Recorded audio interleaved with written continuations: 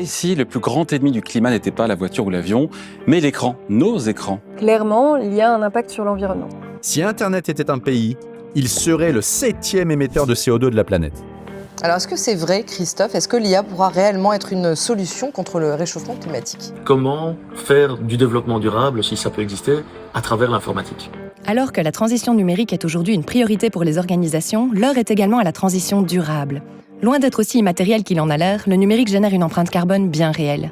Il mobilise en effet des ressources colossales, que ce soit en métaux rares ou en consommation d'énergie, sans compter la pollution numérique liée aux déchets des matériaux non recyclables.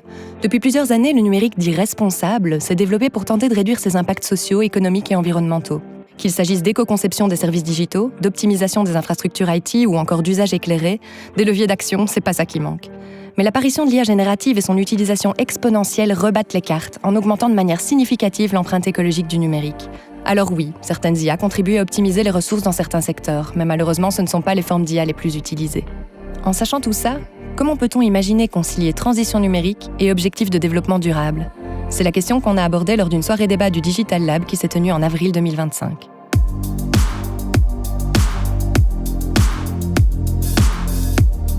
Moi, c'est Roxane, la petite voix du Digital Lab. Le Digital Lab, c'est un lieu d'échange et de rencontre pour tous les acteurs de l'écosystème numérique wallon ancré au sein de HEC Liège, l'école d'économie et de gestion de l'Université de Liège.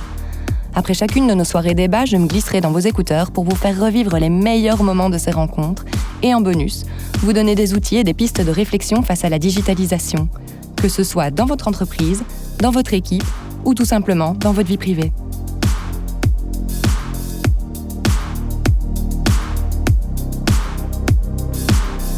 Félix, Je parle, c'est ça? tu parles, oui, Je parle, tu vas bien? On m'entend, je vais bien. Tu es relaxé? Relativement. Relax. Prêt?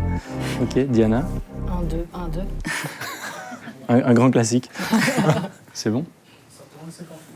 Très bien, merci. Donc, durant les 60 prochaines minutes, nous allons aborder la question du numérique responsable, ou si vous préférez, des enjeux environnementaux et sociétaux liés au développement et à l'usage des technologies numériques.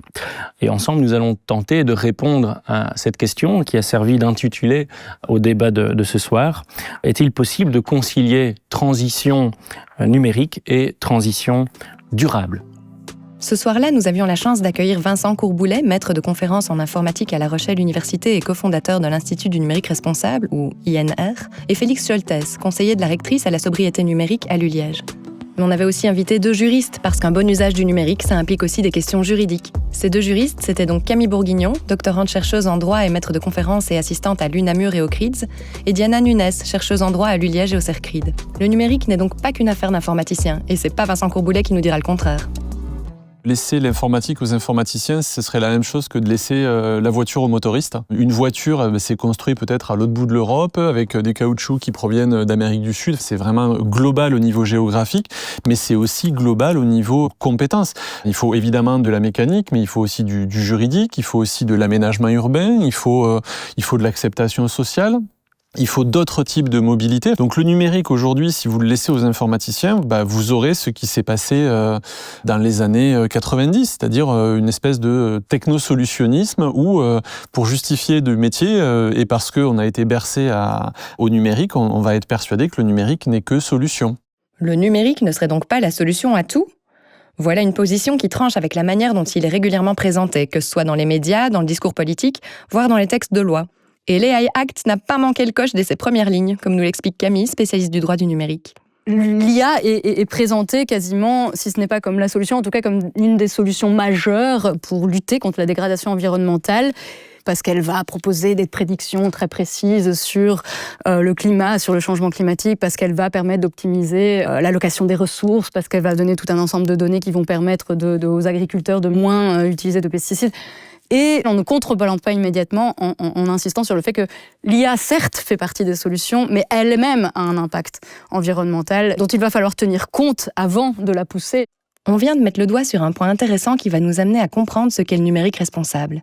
On parle ici de l'IA qui aide à réduire l'impact environnemental dans d'autres secteurs. C'est ce qu'on appelle l'IT for Green. Dans le schéma proposé par l'Institut du numérique responsable, il y a aussi le Green IT qui cherche à réduire l'impact environnemental du numérique. Ensuite, le Human IT pour un numérique éthique, accessible et inclusif. Et enfin, l'IT for Human qui vise quant à lui à mettre l'informatique au service de l'humain. Pour aller un peu plus loin, nous avons demandé à Vincent, en tant que cofondateur de l'INR, de nous donner sa définition. C'est l'ensemble de tous les processus qui permettent d'améliorer l'empreinte économique, sociale et environnementale du numérique. Et dans le même temps, c'est aussi tous les processus économiques, environnementaux et sociaux que le numérique peut améliorer. Donc c'est considérer le numérique comme un problème et essayer de réduire ses impacts, mais considérer aussi le numérique comme une solution et d'essayer d'amplifier ses effets. Avec la création récente de l'Institut du numérique responsable en 2018 en France et de son cousin belge l'ISIT, ou plutôt le Belgian Institute for Sustainable IT en 2020, on peut se demander pourquoi le numérique responsable commence seulement à faire parler de lui alors que le numérique, lui, il ne vient pas de sortir. Virtuel, cloud computing, informatique en nuage, on a un peu caché avec des termes comme ça pendant un certain temps que le numérique pouvait avoir un impact véritable.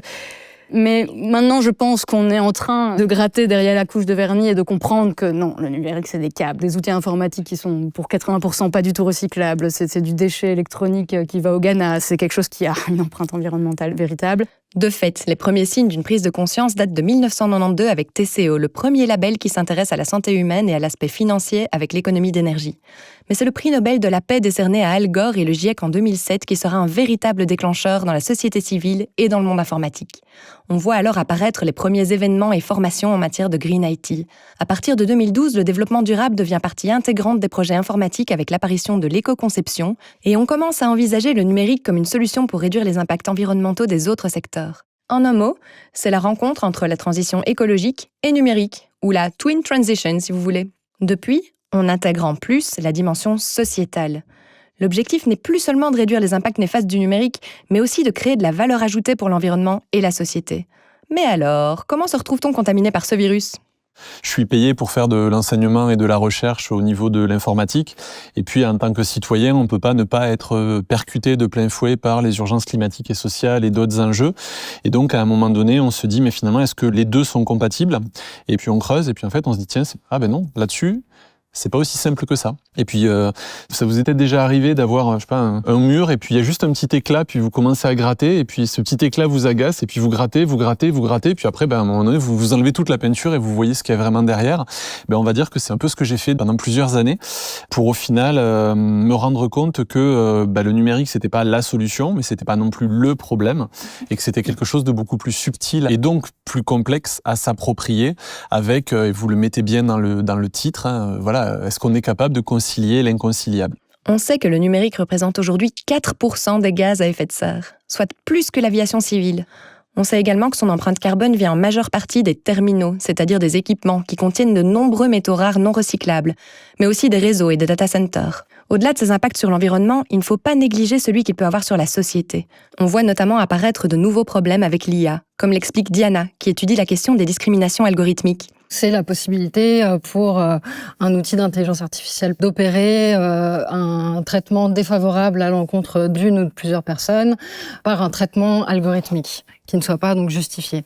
Pour mieux comprendre en quoi la discrimination algorithmique est problématique, Diana revient sur un algorithme dédié à l'attribution des allocations familiales aux Pays-Bas. L'algorithme, il a été paramétré de manière à donner une cote plus élevée de risque de fraude aux personnes qui étaient de nationalité étrangère. Ce qui a mis tout un tas de personnes en fait dans des grandes difficultés parce que les étrangers se sont retrouvés à être beaucoup plus contrôlés que les autres. Dès lors qu'il y avait un contrôle qui pesait sur eux, il y avait une suspension des allocations familiales.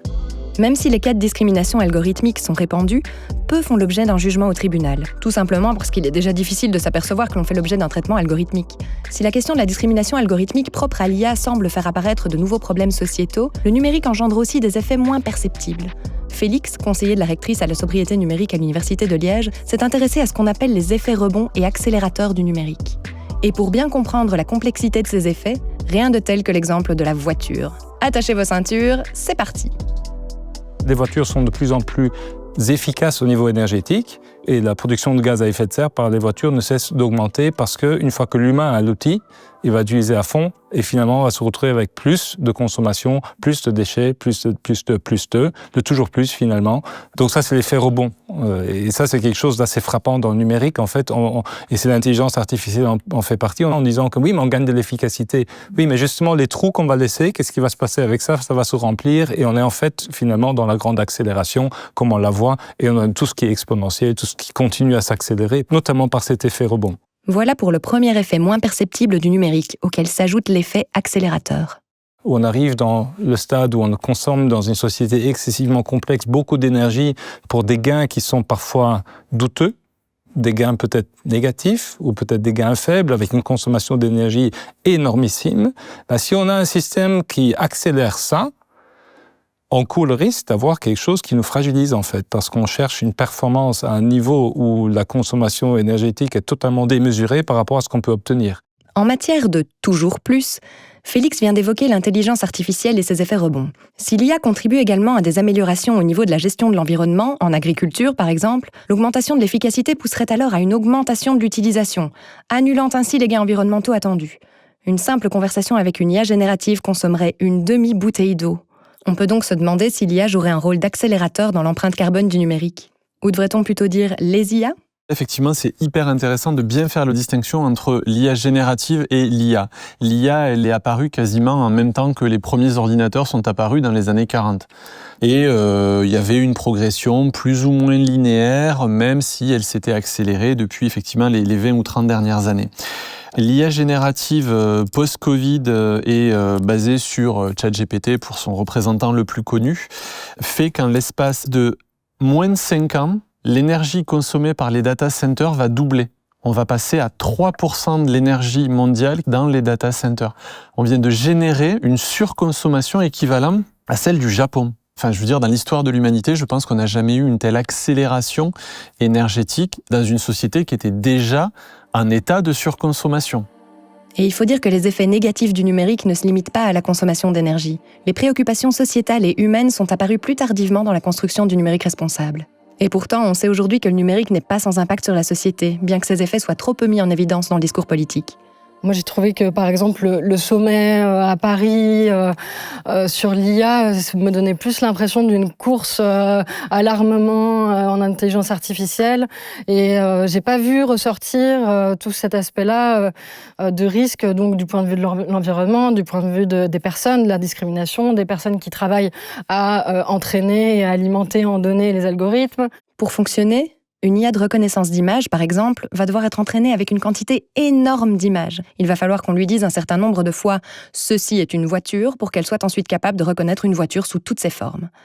Derrière cet entraînement, ce sont des centaines de millions de personnes qu'on appelle les travailleurs du clic, qui travaillent sur des plateformes créées par les géants d'Internet. Ces personnes-là travaillent aussi dans des conditions qui sont particulièrement précaires, qui sont dans les pays du Sud particulièrement, qui sont rémunérées 0,002 centimes le clic, avec des tâches qui sont fragmentées, qui sont parcellaires, qui sont assez vides de sens. On leur demande de cliquer sur des images sans savoir réellement à quoi leur travail va servir. Donc il y a quand même tout un tas d'impacts et il me semble qu'ils sont de plus en plus globaux. Et quand il y a des réunions assez globales, j'ai l'impression que ça se fait surtout d'un point de vue assez mercantile, mais on parle pas du tout des risques en fait dans ces sommets-là, alors que c'est là qu'il faudrait en parler. Le numérique serait donc un enjeu global, voire même un enjeu géopolitique selon Vincent.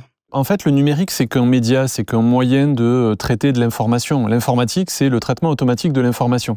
Donc à partir du moment où vous considérez l'information comme stratégique, les fake news, la circulation des informations, qui a les informations, comment elles sont diffusées, comment est-ce qu'on forme, comment est-ce qu'on informe, comment est-ce que la donnée scientifique circule, qu'est-ce que la vérité ? Globalement, enfin, je veux dire, on n'a pas besoin de l'informatique pour toutes ces questions, à la base. Mais aujourd'hui, c'est par l'informatique qu'on traite toutes ces informations, toutes ces questions. La semaine dernière, le Bangladesh a signé avec Starlink, la compagnie d'Elon Musk, pour déployer Internet partout au Bangladesh. Mais ça veut dire quoi ? Ça veut dire qu'on fournit l'accès à de l'information au travers d'un opérateur privé comme Elon Musk. Donc voilà pourquoi aujourd'hui le numérique est géopolitique et réciproquement, la géopolitique est numérique. Donc pour résumer, nos intervenants viennent de nous montrer que le numérique peut avoir d'une part des impacts environnementaux que l'IA générative accélère de manière exponentielle, mais aussi des effets négatifs sur le plan humain et sociétal. Et ça se joue à un niveau global et géopolitique. Dans ce contexte, l'Europe a évidemment un rôle crucial à jouer face aux géants américains et chinois. Avec l'entrée en vigueur de l'AI Act en août 2024, l'Union européenne entend assumer un rôle de premier plan dans le développement d'une IA sûre, digne de confiance et éthique. Mais si l'AI Act est bien le premier cadre juridique global relatif à l'IA dans le monde, nous avons demandé à Camille si le règlement européen prévoit des mesures significatives sur le plan environnemental. Est-ce que l'AI Act, dans sa version actuelle, qui est définitive, qui a été adoptée, est suffisant pour limiter l'empreinte environnementale de l'IA, et en particulier de l'IA générative? Malheureusement, non. Il n'est pas suffisant. Il n'est pas suffisant parce qu'il n'y a pas grand-chose. Il n'y a pas énormément de dispositions qui visent précisément le risque environnemental ou l'impact environnemental en tant que tel. Notre juriste voit cependant une petite lueur d'espoir dans les dispositions de l'AI Act. C'est le fait que la Commission a l'obligation dans l'AI Act de mandater les organismes de normalisation pour créer des normes, des standards, pour créer des processus de documentation, de reporting qui visent in fine à améliorer les performances des systèmes d'IA, c'est surtout en termes de consommation de ressources. Et donc, potentiellement, si la Commission est ambitieuse dans le mandat qu'elle donne aux organismes de normalisation et si les standards in fine rédigés sont ambitieux eux aussi, là, il y a une marge de manœuvre, là, il y a quelque chose potentiellement à faire. Cette mesure viserait donc au final les fournisseurs des modèles d'IA, en les obligeant à documenter de manière standardisée la consommation des ressources générées par l'entraînement de l'IA. Ces informations étant aujourd'hui gardées secrètes, il est impossible d'en mesurer l'impact. Le flou reste donc total concernant les usages de l'IA, alors que son utilisation va augmenter l'impact environnemental de manière fulgurante. Vu l'urgence manifeste de ralentir, on est tenté de se demander pourquoi ne pas légiférer davantage. Si je décide qu'en 2025, je prendrai l'avion tous les jours, je le fais. Donc après, derrière, vouloir légiférer sur les usages du numérique alors qu'on peut prendre l'avion et que si j'ai envie de passer 3 heures avec une voiture en diesel à faire un tour de rond-point, tourner juste comme ça, je peux. Aujourd'hui, demander à légiférer nos usages du numérique, ça se heurte à pourquoi lui et pas autre chose. Donc ça, déjà, c'est une première chose, c'est la liberté individuelle. Si légiférer est une entreprise plus que complexe qui se heurte à la notion de liberté individuelle, on doit peut-être commencer par s'interroger sur le rôle du numérique et sur la place qu'on veut lui donner dans notre société. On a mis des dizaines d'années pour réaliser qu'on avait bâti des villes autour de la voiture et on est en train d'essayer de rétro-pédaler pour dire non, finalement, la ville, elle est là, et il y a des gens, il y a des activités, et puis la voiture, elle doit être là et pas ailleurs. Il faut vraiment qu'on rétro-pédale très très vite pour arrêter de faire tourner nos sociétés autour du numérique et de faire prendre au numérique la place qu'il n'aurait jamais dû quitter, c'est-à-dire un outil qui a été créé par des individus, mais à l'origine pour des individus, pour résoudre des solutions. Donc qu'un citoyen, un ingénieur, un élu, qui vous voulez ne se positionne pas par rapport au sujet du numérique, c'est presque une faute en fonction de la personne, parce que le numérique est aujourd'hui partout dans nos vies. C'est l'affaire de tous, le numérique.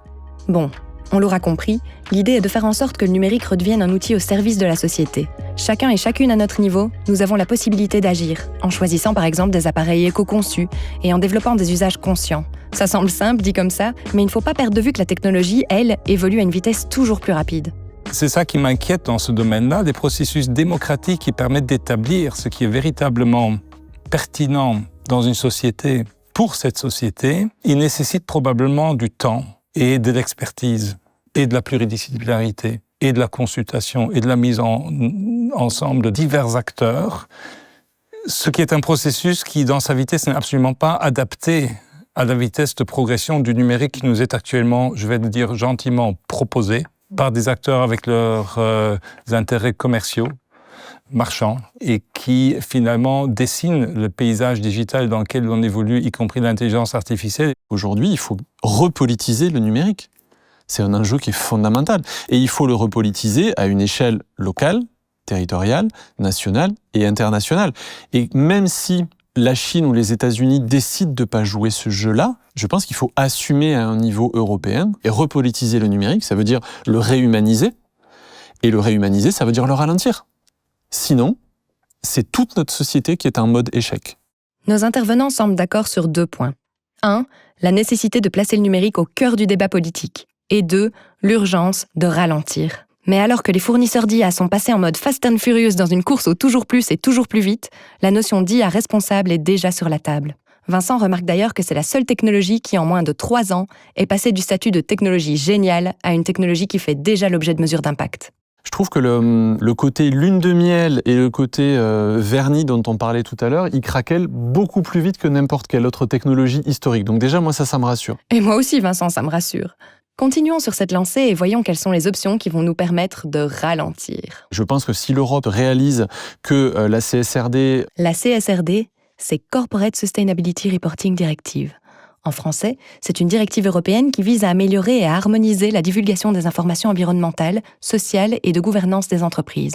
Et donc, si l'Europe réalise que la CSRD est une possibilité de défendre ses propres organisations versus une concurrence débridée sur laquelle on est incapable de tenir la longueur entre la Chine ou les États-Unis, et que donc la régulation permet à nos entreprises de garder encore la tête hors de l'eau en étant vertueuses avec 12 milliards de guillemets, c'est intéressant aussi. Des pistes de solutions existent, mais comme toujours, c'est lorsqu'on est au pied du mur qu'on se met en mouvement. On dépasse systématiquement toutes les limites planétaires. Mais quand on aura des réfugiés climatiques, quand on aura des personnes qui utiliseront le numérique pour réclamer à corps et à cri leur droit d'exister, et quand on aura toutes les frontières planétaires dépassées depuis l'épuisement des sols, en passant par le réchauffement climatique, en passant par l'acidification des océans, quand toutes ces contraintes-là nous seront imposées, on agira. Je pense que avoir des contraintes, qu'elles soient environnementales, sociales ou économiques, ce sera la meilleure façon pour nous, de nouveau, de trouver des solutions ou d'innover. Et du coup, on va devoir faire des choix. Et c'est ces choix sociétaux qui vont nécessiter la présence de toute la société. Voilà. Et si on jetait un coup d'œil chez nos voisins français pour élargir les perspectives ? Face à des choix sociétaux, l'ADEME, ou plutôt l'Agence de transition écologique française, mène des réflexions pertinentes qui devraient aider à recadrer le débat sur la place du numérique. Pourquoi pas prioriser un certain nombre d'usages de l'IA ou du numérique ? La France est assez pionnière sur ces réflexions-là, notamment de l'ADEME, qui n'a pas honte de poser la question de pourquoi pas utiliser l'IA ou la 5G pour des usages qu'on détermine à l'avance et qui sont importants en termes de santé publique. Si on a pu prendre conscience de quelque chose dans cet épisode, c'est que le numérique et ce qui en découle, c'est aujourd'hui l'affaire de tous. Si vous avez bien écouté ce podcast, vous savez que ce n'est pas moi qui le dis, mais plutôt notre expert Vincent Courboulet. Alors pour vous aider à sauter le pas de la transition durable, nous vous avons préparé un petit quiz spécial bonne pratique. Première question qui concerne nos usages quotidiens. Par rapport à une connexion Wi-Fi, une connexion 4G consomme selon vous, réponse A, 2 fois plus d'énergie, réponse B, 10 fois plus d'énergie, ou réponse C, 20 fois plus d'énergie. Réponse B. La 4G et la 5G consomment 10 fois plus que la connexion Wi-Fi. Si ce podcast vous a communiqué le virus du numérique responsable, pensez-y le plus souvent possible avant de vous connecter. Vous vous demandez maintenant comment agir de manière significative pour l'impact de votre utilisation du numérique, mais vous ne savez pas par où commencer. Essayez de répondre à cette question. Qu'est-ce qui produit le plus de carbone ? Réponse A. Les terminaux tels que les smartphones, ordinateurs et autres objets connectés. Réponse B. Les data centers. Réponse C. L'infrastructure réseau avec toutes ses antennes et ses câbles. Réponse A. Eh oui, ce sont bien les terminaux qui sont en cause. La fabrication des appareils représente en effet plus de 60% de la pollution numérique, car elle nécessite une fabrication 400 fois plus lourde que son utilisation.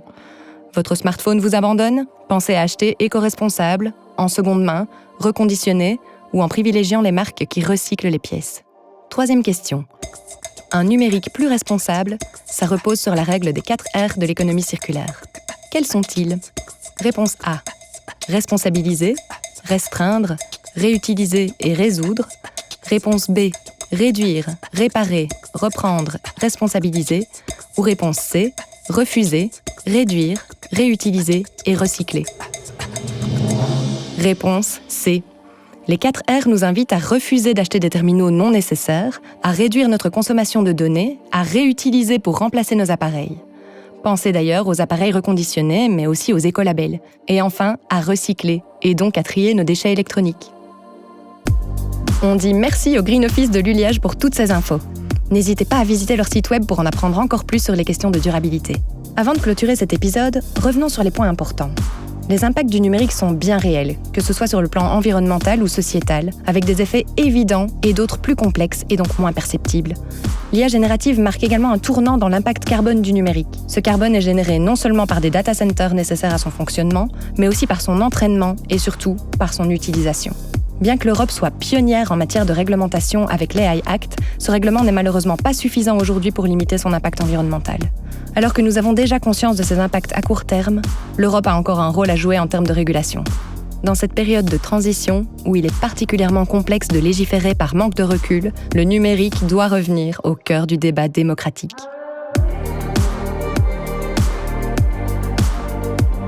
Si vous aimez notre podcast et voulez en savoir plus ou participer à nos prochaines soirées débats en direct, allez faire un tour sur notre site www.digitallab.be.